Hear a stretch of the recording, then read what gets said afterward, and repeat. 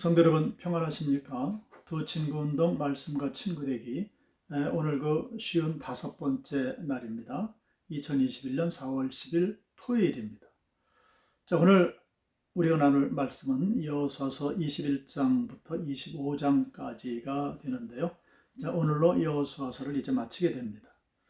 자, 먼저 21장 말씀을 보면 특별한 말씀이 기록이 되어지는데 레위인들이 부여받은 성읍에 대한 기록이 나타나게 됩니다. 자, 지파별로 하나님께서 말씀하신 대로 12지파가 모두 땅을 분배받은 이후에 하나님께서는 레위인들을 위해서 각 지파별로 성읍과 목초지를 제공하라 말씀을 하시게 되죠. 총 48개에 달하는 성읍과 목초지를 12지파들로부터 이제 부여받게 됩니다.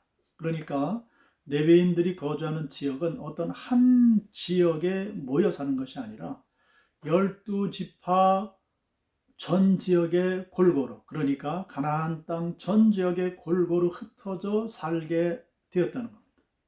자, 그렇게 계획하신 하나님의 뜻이 계신 거죠.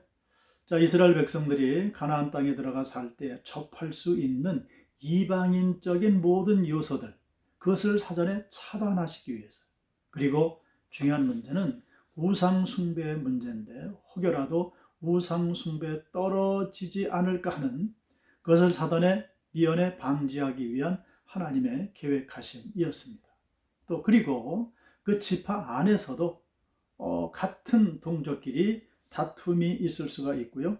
어려운 문제를 이제 당할 수가 있는데 그 모든 문제를 풀어주고 또 해결해주기 위한 완충적인 역할을 위한 레위인들의 그 사명이 저들에게 주어져 있었기 때문에 이 레위인들은 특별히 12지파에 골고루 흩어져서 이렇게 살게 하셨다는 겁니다.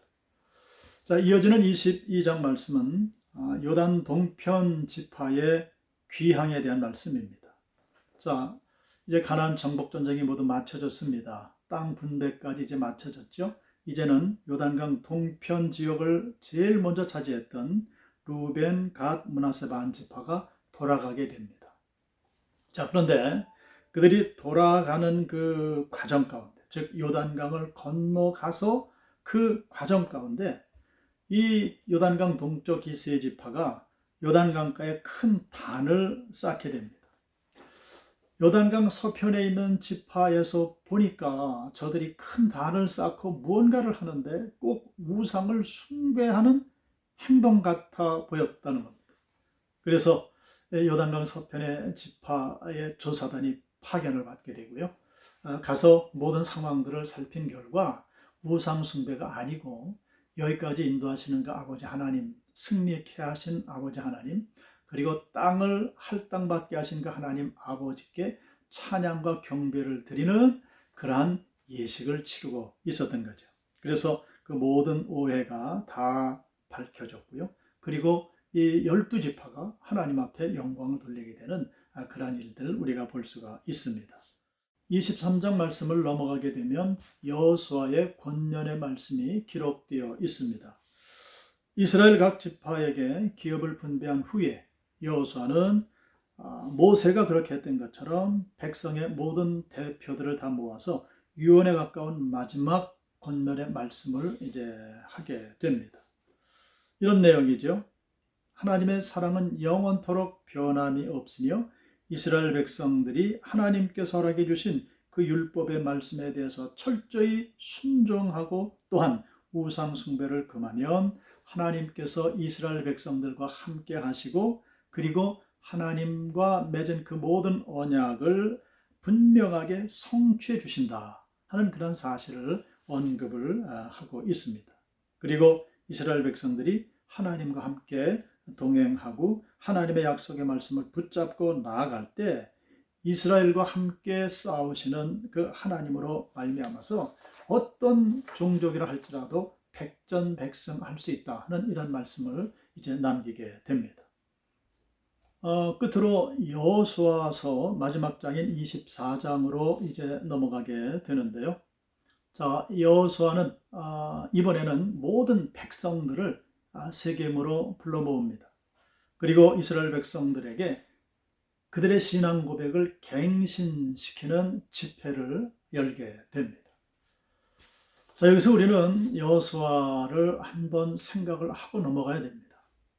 지금 온 이스라엘 백성들 앞에 서니 여호수아야말로 모든 이스라엘 백성들, 이스라엘 사람들 중에 가장 위대한 하나님의 사역자라고 할 수가 있습니다. 왜 그렇습니까? 모든 백성들 중에 유일하게 이 여호수아는 출애굽 이전에 애굽에서의 노예 생활을 체험한 사람입니다. 그리고 출애굽 그 사건을 직접 경험한 사람이고요. 광야 40년의 그 과정을 모세와 함께 겪었던 사람입니다. 그리고 모세가 부름받은 이후에는 요단강을 건너는 일을 영도자가 되어서 직접 감당했고요. 그리고 가나안 정복 전쟁을 다 치러냈습니다. 그리고 하나님 약속하신 그 가나안 땅을 12지파에게 분배하는 그 모든 일들을 다 감당해냈던 유일한 산 증인이라는 겁니다. 자, 그러니까 이런 여호수아 앞에 서 있는 모든 이스라엘 백성들은 여호수아 앞에서 할 말이 없는 겁니다. 자, 그런 여호수아가 이스라엘 백성들 앞에서 신앙을 갱신시키는 집회를 이제 열게 되는 거죠. 여호수아는 아브라함 때로부터 시작해서 오늘까지의 모든 그 역사를 쭉 수레하면서 이스라엘 백성들에게 이제 권면을 하게 됩니다. 자, 여호수아는 자신과 자신의 가족들에 대한 신앙 고백을 하게 되죠. 24장 15절입니다. 만일 여호와를 섬기는 것이 너희에게 좋지 않게 보이거든 너희 조상들이 강 저쪽에서 섬기던 신들이든지 또는 너희가 거주하는 땅에 있는 아모리 족속의 신들이든지 너희가 섬길 자를 오늘 택하라. 오직 나와 내 집은 여호와를 섬기겠노라. 아멘. 성도 여러분, 조금 전 말씀을 드렸다시피 이 엄청난 하나님의 사역자 여호수아의 말씀 앞에서 감히 저항하거나 부정하거나 불신앙한 모습을 내보일 사람이 있겠습니까? 절대 그럴 수 없습니다. 그래서 모든 이스라엘 백성들은 아멘합니다. 우리도 그렇게 하겠습니다. 오직 하나님만 믿고 따르겠습니다. 백성들의 고백을 받은 여호수아는 그 다짐과 그 뜻의 증거로서 여호와의 성소 곁에 기념석을 이제 세우게 되죠. 자, 그리고 마지막 부분인데요. 29절 이하의 말씀을 가보게 되면 여호수아와 그리고 아론의 아들 엘르아살이 하나님의 부르심을 받는 그런 장면이 기록이 되어집니다.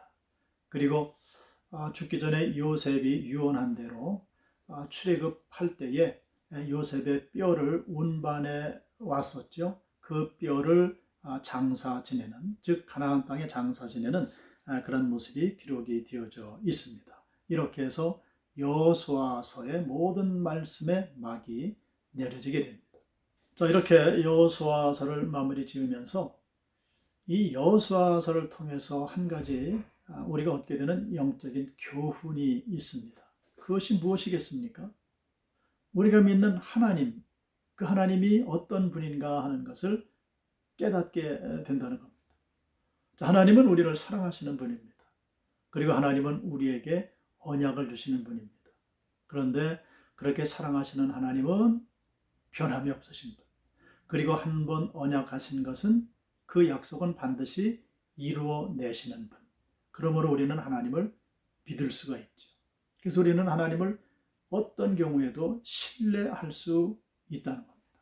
그러므로 여호수아는 그 백성들 앞에 신앙을 고백하는 거죠.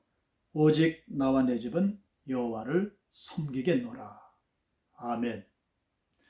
우리도 이런 고백이 있기를 원합니다.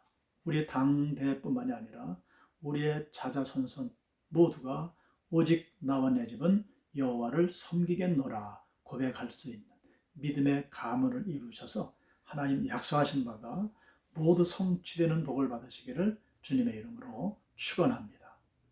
기도하겠습니다.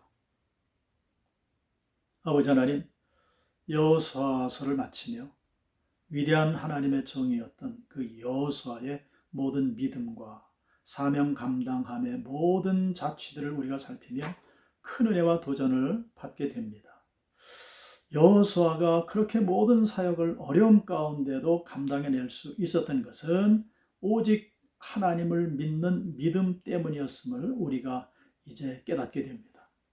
바라고 원합기는 하나님 우리에게 주신 모든 직분과 사명들이 있습니다. 특별히 땅끝 증인의 귀한 사명도 있사온데 오직 주님을 믿는 그 믿음, 변함없으신 주님을 믿는 그 믿음으로 이 모든 것들을 감당해낼 수 있는 줄로 믿사오니 이 믿음으로 감당케 하시고 하나님 우리 위에 예비하신 은혜와 복을 날마다 더하여 주시옵소서. 예수 그리스도의 이름으로 기도드리옵나이다. 아멘.